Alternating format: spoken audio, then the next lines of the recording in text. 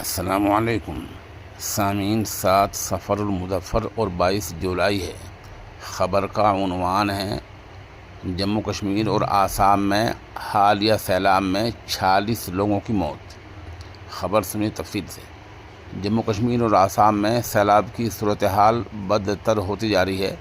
حالیہ بارش میں کشمیر میں 25 تو آسام میں 21 لوگوں کی موت ہو چکی ہے۔ جہاں تک جموں کشمیر کی بات ہے تو جموں کشمیر میں پچھلے 3 دنوں کی شدید بارش اور سیلاب نے 25 افراد کی جان لے لی ہے، جن میں راجوری پونچھ میں 21 افراد بھی شامل ہیں۔ ویشنو دیوی اور امرناتھ یاترا تیسرے دن بھی ٹھپ رہی ہے، معطل رہی ہے۔ جموں کشمیر میں مسلسل 3 دن سے جاری موسلادھار بارش سے کئی اضلاع میں سیلاب آ گیا ہے۔ بارش اور لینڈ سلائڈنگ نے سڑکوں کا رابطہ بری طرح متاثر کیا ہے۔ جو روڈ ایک دوسرے سے جڑتے ہیں، دیہات کے خاص طور سے ریاست کے پہاڑی علاقوں کے سینکڑوں گاؤں ضلع ہیڈ کوارٹر سے ٹوٹ چکے ہیں، ان کا رابطہ ٹوٹ گیا ہے۔ گزشتہ روزی اودھم پور اور رام بن میں کئی مقامات پر پتھر گرنے سے جموں سری نگر ہائی وے متاثر ہوا۔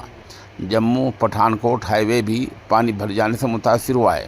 لینڈ سلائڈنگ، زمین کھسکنے سے، زمین نیچے کو بیٹھنے سے، اس کی وجہ سے راجوری پونچھ شاہراہ بھی تقریباً 2.5 گھنٹے تک بند رہی ہے۔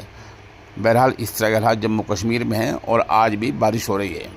ادھر آسام کا اگر حساب لگایا جائے تو سب سے زیادہ موتیں ضلع شیو ساگر میں ہوئی ہیں، جن کی تعداد 13 سے 16 ہے۔ 16 اضلاع میں 5,64,000 سے زیادہ لوگ سیلاب سے متاثر ہیں، جن میں 872 گاؤں مکمل طور پر ڈوب گئے ہیں۔